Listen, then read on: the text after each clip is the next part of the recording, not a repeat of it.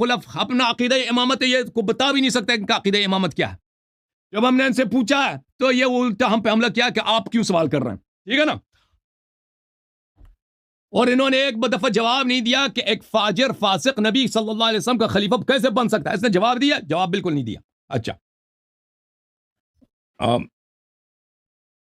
قرآن مجید سے قرآن مجید میں آیات بہت زیادہ ہیں میرے محترم ناظرین. مسئلہ امامت و خلافت پر جو اہل بیت علیہ السلام کی امامت و خلافت ثابت کر لیتی ہیں ان میں سے ایک ہے آیہ تطہیر.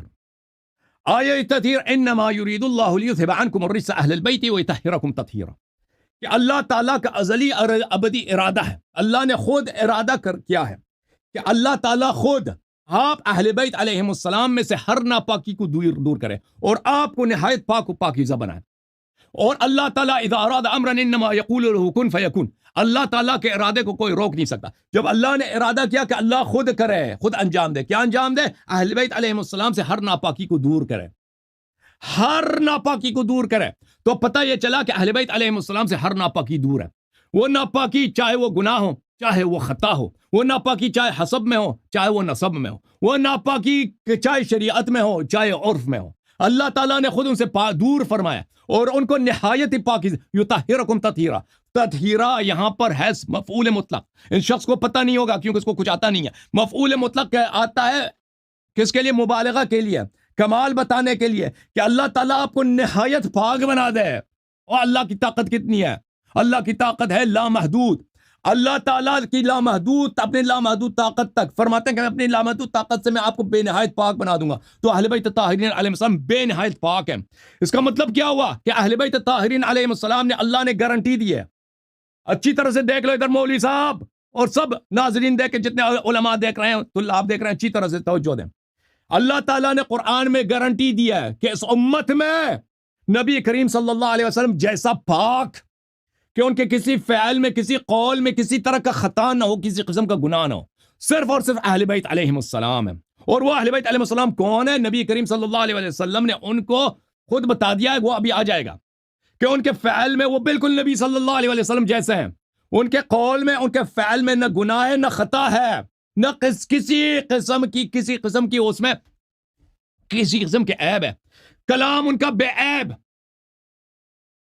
فعال ان کا بے عیب, قیام ان کا بے عیب, قعود ان کا بے عیب, گفتگو ان کا بے عیب, سکوت ان کا بے عیب.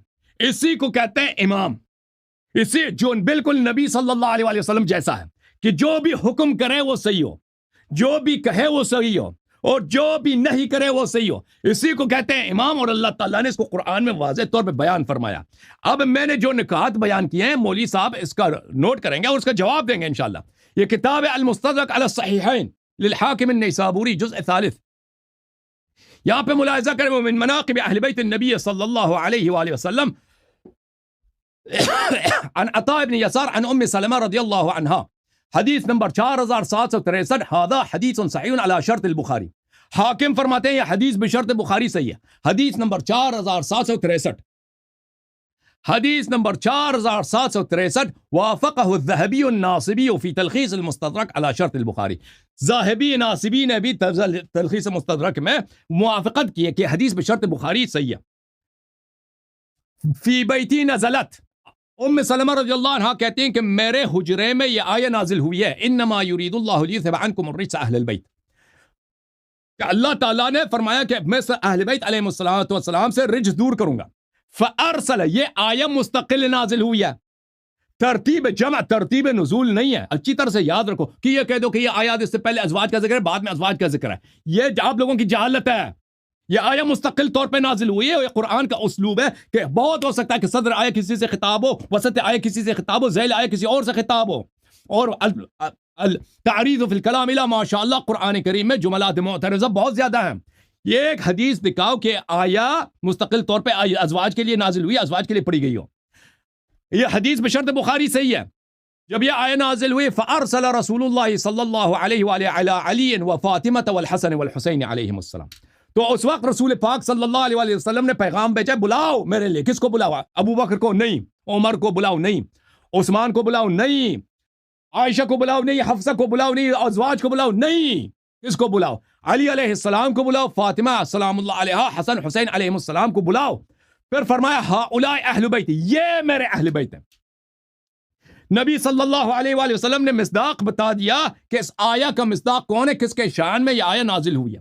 اس کے علاوہ میرے محترم ناظرین، فضائل الصحابہ احمد ابن حنبل کی جو کتاب ہے چاپ دار ابن جوزی، یہاں پر 3 اسانید کے ساتھ اور اسانید صحیح اسانید کے ساتھ حدیث نمبر 994، حدیث 995، اسناد صحیح، حدیث نمبر 996 عن ام سلمہ اسناد حسن. 3 اسانید ہیں، تینوں کے 3 صحیح ہیں.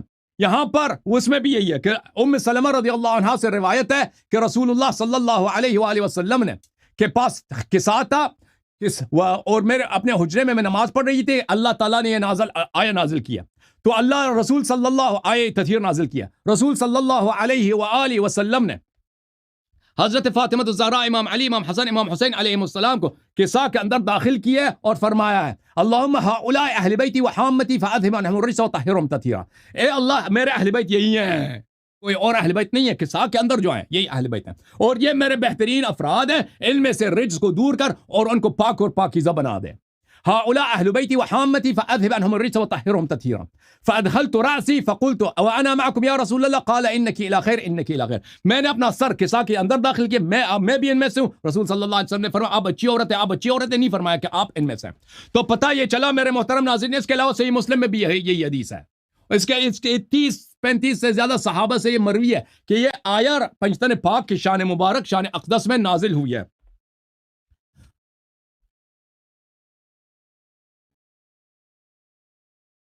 اچھا میرے محترم ناظرین، تو اس سے ثابت کیا ہوا؟ قرآن کی آیت، یہ تو کہتے ہیں ہم قرآن کو مانتے ہیں. جب شیعوں کی بات، یہ اپنے تعصب کو مانتے ہیں بھائی، نہ سنت کو مانتے ہیں نہ قرآن کو مانتے ہیں. ابھی پتہ چلے گا نا کہ قرآن کو مانتے ہیں یا نہیں مانتے. اب یہ پتہ چلا میرے محترم ناظرین کہ اللہ تعالیٰ نے اس امت میں سے اہل بیت طاہرین علیہم الصلاۃ والسلام کے ذوات اقدس سے خود اللہ نے ہر قسم کی پلیدی دور کیا. ان کے گفتار میں کوئی خطا نہیں ہے، ان کے کردار میں کوئی خطا نہیں ہے. سب صحابہ کے کردار میں خطا بھی ہے، گناہ بھی ہے. یہ سب مسلمانوں کا عقیدہ ہے کہ صحابہ سے خطا بھی ہو سکتا ہے، گناہ بھی ہو سکتا ہے. صحابہ ہیں جن پہ حد جاری ہوئی ہے. خود رسول اللہ صلی اللہ علیہ وسلم نے صحابہ کو رجم فرمایا، سنسار کیا زنا کے مسئلے پر. یہ تو سب دنیا جانتی ہے. صحابہ جائز الخطا ہیں، اہل البیت طاہرین علیہم السلام پاک. اللہ نے خود گارنٹی دی ہے کہ ان سے کوئی قسم کی خطا نہیں ہو سکتی. اب مجھے بتاؤ میرے محترم ناظرین، ایک فرد یہ ہے کہ اس کے کلام میں خطا ہے، اس کی قیادت میں، اس کے ارشادات میں خطا ہو سکتا ہے. ایک ہے جس کو اللہ نے گارنٹی دی ہے کہ نبی صلی اللہ علیہ وسلم جیسے ان کے ہر کلام صحیح ہے. امام کون ہے؟ قرآن نے کس کو امام بنایا؟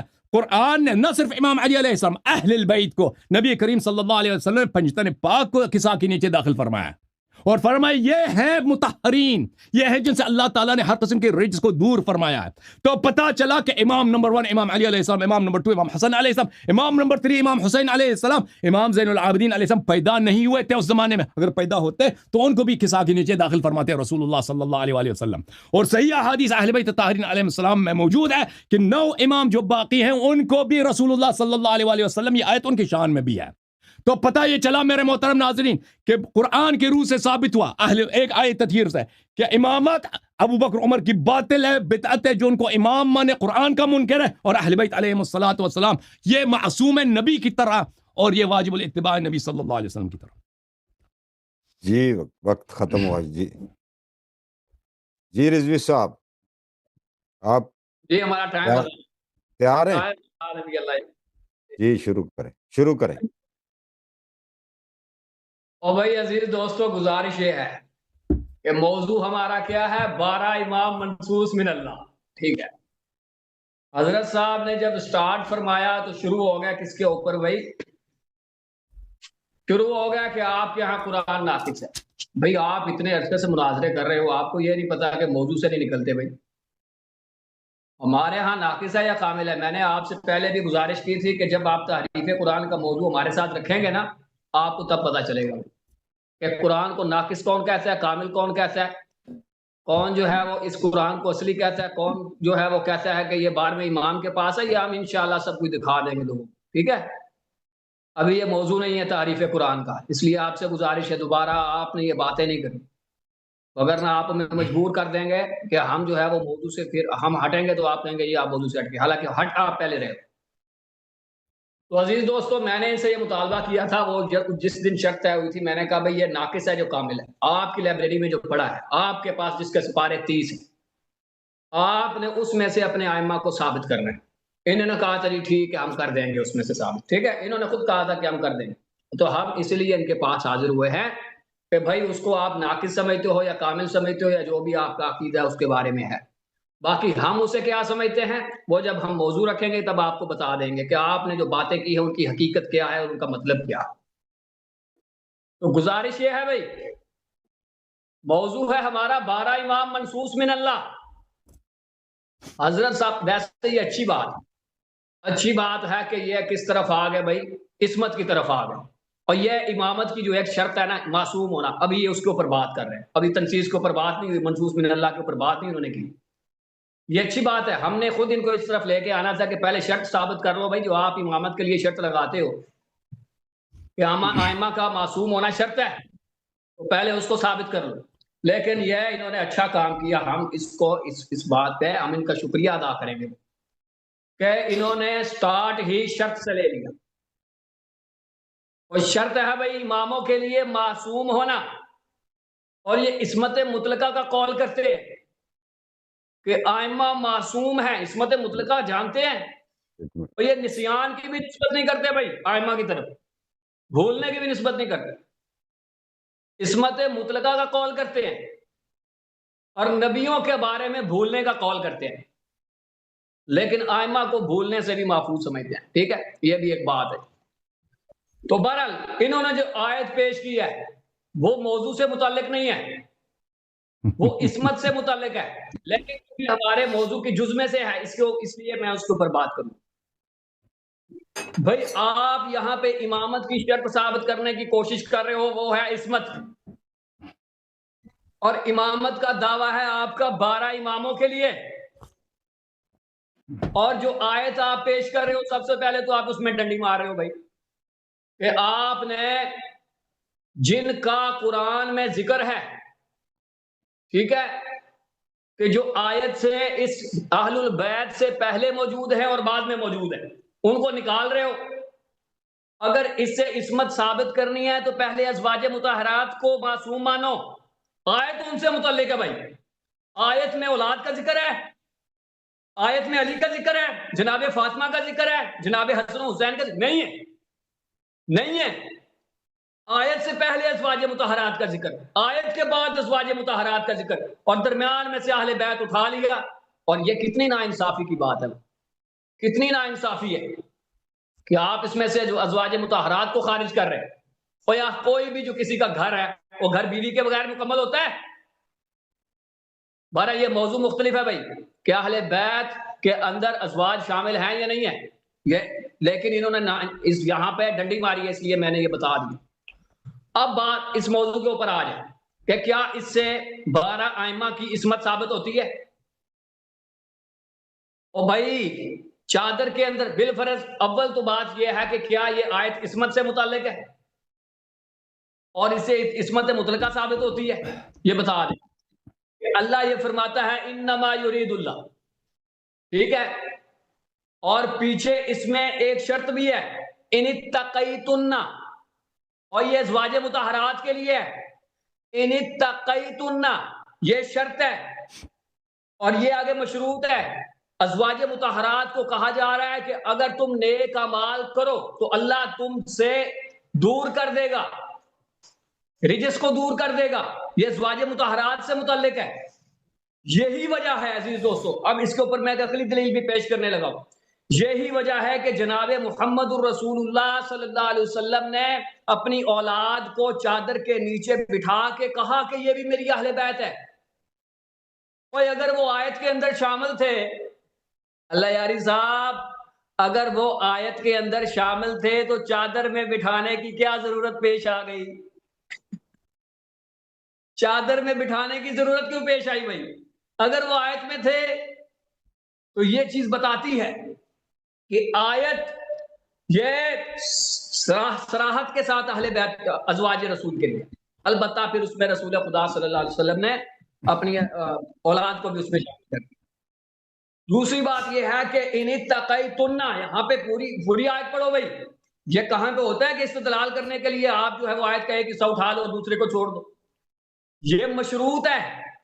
اور اس کی شرط کیا ہے؟ ان اتقیتن، ازواج کو کہا جا رہا ہے اگر تم پرہیزگاری اختیار کر لو تو پھر کیا ہے، اللہ تم سے ہر قسم کے رجس کو دور کر دے. تو بھائی اس میں یہ ہے، اول تو اس میں اولاد کا اللہ نے نہیں بیان فرمایا. اگر آپ صرف آیت سے ثابت کرو گے تو صرف ازواج ثابت ہوگی، ازواج کی پاکیزگی ثابت ہوگی. اب قسمت مانتے ہو تو آپ کے اوپر ہے. لیکن اگر ہم اس کو 12 اماموں پہ لے لیں بالفرض، بھائی بالفرض، اگرچہ یہاں پہ ہم نے بتا دیا عصمت ثابت نہیں ہوتی، بالفرض اگر اس سے عصمت ثابت ہو بھی، بالفرض مان لیا، تو کس کے لیے؟ جناب علی کے لیے، حسن کے لیے، امام حسین کے لیے، سیدہ فاطمہ کے لیے. ٹھیک ہے. اچھا مجھے یہ بتائیں کہ یہ 12 آگے جو آپ بیان کر رہے ہو، امام زین العابدین جو ہیں، ٹھیک ہے، یا باقر جو ہیں، امام باقر، ٹھیک ہے، وہ اس میں شامل ہے. حدیث کے اندر سرکار دو جہاں صلی اللہ علیہ وسلم نے ان کا ذکر کیا کہ یہ اس کے اندر شامل ہے. یہ آپ کے اوپر ہے. دوسرا یہ ہے کہ اگر آپ نے کوئی عصمت کے اوپر ہی دلیل دینی ہے، عصمت کو ثابت کرنا ہے، تو بھائی کوئی صریح دلیل لے کے آؤ نا، صریح دلیل لے کے آؤ. اور اگر بالفرض ہم آپ کی یہ بات مان لیں کہ اس میں اہل بیت سب شامل ہیں، تو اب اس سوال کا آپ نے جواب دینا ہے بھائی کہ میں آپ سے یہ پوچھتا ہوں کہ اہل بیت میں امام حسن کی اولاد نہیں ہے؟ بھائی اہل بیت میں وہ شامل نہیں ہے. امام حسن کی اولاد کو آپ معصوم مانتے ہو؟ ان کے بارے میں انہوں نے کیا کہا بھی میں آپ کو دوستوں کو بتا دوں. امام حسن کے بارے میں، امام حسن کی اولاد کے بارے میں ان کا کیا عقیدہ ہے؟ یہ 2 نمبری کرتے ہیں، نام اہل بیت کا لیتے ہیں اور امام حسن کی اولاد کو اس سے نکال دیتے ہیں. نام اہل بیت کا لیتے ہیں اور اہل بیت کی شان بیان کر کے جب وہ چیزیں ثابت کرنے کی باری آتی ہے، ماننے کی باری آتی ہے، امام حسن کی اولاد کو نکال کے صرف امام حسین کے وہ بھی چند ایک جو لوگ ہیں ان کو مان لیتے ہیں. پہلی بات تو یہ ہے کہ آپ نے یہ کیسے ثابت کر لیا کہ اس آیت سے صرف 12 ہی معصوم ثابت ہوتے ہیں، جبکہ آپ کیا یہ رہے ہو کہ یہ اہل بیت سب اس سے معصوم ثابت ہو گئے؟ تو کیا اہل بیت میں صرف 12 آتے ہیں؟ اور دوسری بات یہ ہے کہ امام حسن کی اولاد کے بارے میں آپ نے جو باتیں کی ہیں وہ کیا کہا ہے بھائی؟ وہ یہ ہے، یہ الاصول من الکافی ہے کتاب، ٹھیک ہے، اور یہ روایت ہے جناب امام جعفر صادق سے. آپ نے فرمایا کہ لیس منا احد الا ولہ عدو من اہل بیتہ، کہ ہم میں سے کوئی ایسا بندہ نہیں ہے مگر اس کے لیے اہل بیت میں سے ایک دشمن ہے. اللہ یاری صاحب، آپ آج تک بنو امیہ کو یا دیگر لوگوں کو کہتے رہے کہ یہ اہل بیت کے دشمن ہیں، اور حضرت امام جعفر صادق کہہ رہے کہ ہمارے دشمن ہیں. او بھائی شیو، جب اہل بیت کے دشمنوں پہ لعنت کرو تو سوچ لیا کرو، کیونکہ اس میں خود اہل بیت آتے ہیں. فرماتے ہیں کہ لیس منا احد الا ولہ عدو من اہل بیتہ، ہم میں سے کوئی ایسا بندہ نہیں ہے مگر اس کا اہل بیت میں سے ایک دشمن. اب بتاؤ بھائی اہل بیت کے ساتھ دشمنی کرنے والا مسلمان ہے؟ اللہ یاری صاحب، آپ خود کہتے ہو کہ بھائی کافر ہے، تو آپ عصمت ثابت کرنے آئے تھے، آپ کے مطابق تو آدھے اہل بیت ایمان سے فارغ ہو گئے. آپ تو ان کی عصمت ثابت کر رہے ہو اور ان کے لیے ثابت یہ ہو رہا ہے کہ وہ خود اہل بیت سے دشمنی کرتے تھے، اہل بیت سے دشمنی کرتے تھے. فقیل لہ، تو ان کو کہا گیا کہ یہ جو بنو حسن ہیں کیا یہ حق نہیں جانتے؟ ان کو نہیں پتا کہ حق کیا ہے؟ تو انہوں نے کہا بلا، کیوں نہیں بھائی، کیوں نہیں پتا؟ ان کو پتا ہے، امام حسن کی اولاد کو پتا ہے کہ حق کیا ہے، لیکن پھر یہ مانتے کیوں نہیں؟ وَلَكِنْ يَمْنَعُهُمُ الْحَسَدُ، لیکن انہیں حسد روکتا ہے. ہمیں ماننے سے انہیں جو چیز روکتی ہے وہ حسد ہے. اگر اہل بیت والی آیت سے یہ معصوم ثابت ہو رہے ہیں تو یہ حاسدین کدھر جائیں گے؟ اہل بیت کے دشمن کدھر جائیں گے؟ لہذا آپ کی دلیل وہ اہل بیت کو معصوم ثابت کرنے کے لیے ناکافی ہے. کیونکہ اس میں اہل بیت ہے، اور اہل بیت سے امام حسین کی اولاد کو آپ کسی طور پہ نہیں نکال سکتے ہو، کسی طور پہ امام حسین۔ لہٰذا میری آپ سے ایک گزارش ہے، مہربانی فرمائیں کہ چونکہ آپ ابھی ایک جز کو لے کے بیٹھے ہیں تو اس سے ثابت کر لیں، عصمت کو ثابت کر لیں، اچھی بات ہے، پھر ہم آپ سے تنسیص کا مطالبہ کریں گے بھی منسوس من اللہ ثابت کریں، ٹھیک ہے؟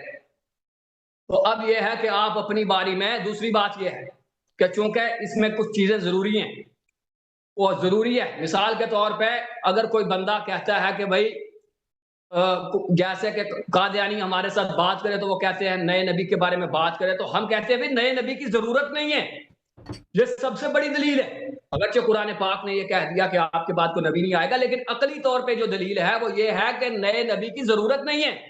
تو آپ سے گزارش ہے کہ ضرورت امامت کے اوپر بھی تھوڑی بات کر لیں بھائی، امام کا معصوم ہونا کیوں ضروری ہے؟ اب اس میں دو چیزیں ہیں عزیز دوستو، اس میں دو چیزیں ہیں، لیکن میں وہ اپنی ٹرم کے اندر واضح کروں گا، اگر یہ جواب نہیں دیں گے تو پھر میں بتاؤں گا کہ یہ ٹھیک ہے، میں اس کے اوپر بات کروں گا۔ اب جو میں نے حوالہ پیش کیا ہے ٹائم ختم ہو گیا جی، شروع کریں جناب صاحب؟ ہاں جی جی، بسم اللہ الرحمن الرحیم۔ محترم ناظرین، جس فرقے کے ہاں قرآن ناقص ہے اور وہ خود کہتے ہیں کہ جو قائل نقصان قرآن وہ کافر ہے، اور ان کے ائمہ خود ابو بکر، عائشہ، عمر، عبداللہ ابن مسعود، ابی ابن کعب، عبداللہ ابن عباس، سب صحابہ اجماعی طور پر نقصان قرآن کے قائل ہیں۔ ایک صحابہ کا بھی قول نہیں ہے کہ قرآن کامل ہے، ٹھیک ہے نا؟ تو ان کو کیا حق پہنچتا ہے کہ فلان مطلب ہمیں قرآن سے دکھاؤ؟ تم پورا قرآن پہلے تو لے کے آؤ نا۔ یہ در منصور ہے، جزء سادس، ملاحظہ کرو میرے محترم ناظرین۔ یہ کہتے ہیں کہ میں نے کہا تھا کہ تعریف قرآن میں بعد میں بات کریں گے، میں نے کہا تھا پہلے بات کرو۔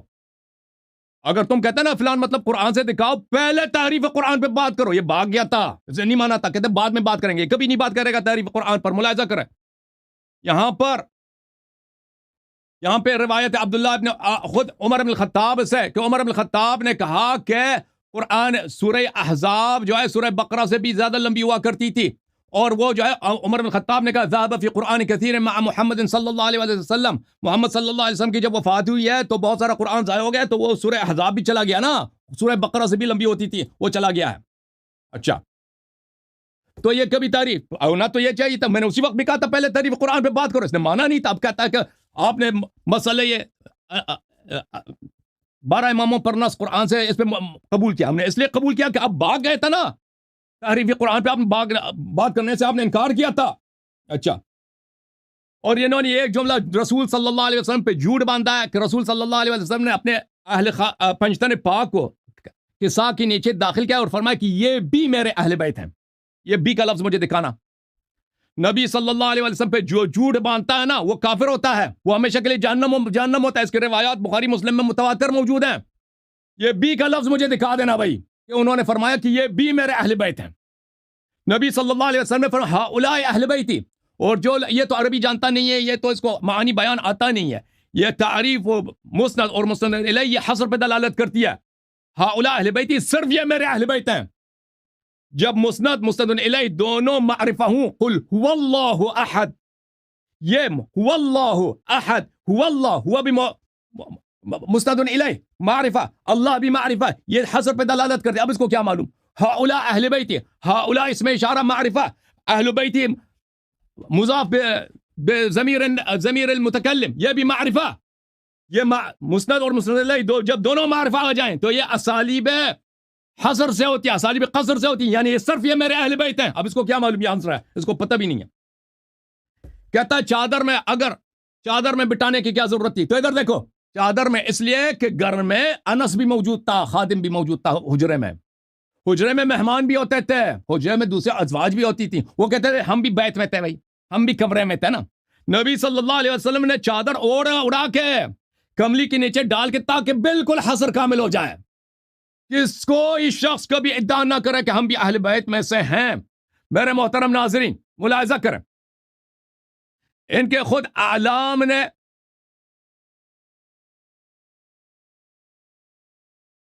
اس بات پہ تصریح کیا کہ یہ آیت صرف پنجتن پاک کے حق میں نازل ہوئی ہے۔ پہلی میں دکھاتا ہوں، یہ کشف المشکل من حدیث الصحیحین ہے، آپ بہتر جانتے ہیں کہ اہل بیت کون ہے، یا انس بہتر جانتا ہے، یا عائشہ اور ام سلمہ بہتر جانتا ہے. یہ کشف المشکل من حدیث الصحیحین لابن الجوزی، چاپ دار الوطن. یہاں پر آیت تطہیر کے متعلق جو آیت تطہیر جو مسند صحیح مسلم میں موجود ہے، خرج رسول اللہ صلی اللہ علیہ وآلہ حمرۃ مرحل، یہ حدیث قصہ جو مسلم میں موجود ہے. وہاؤنا اقوال، قول الثانی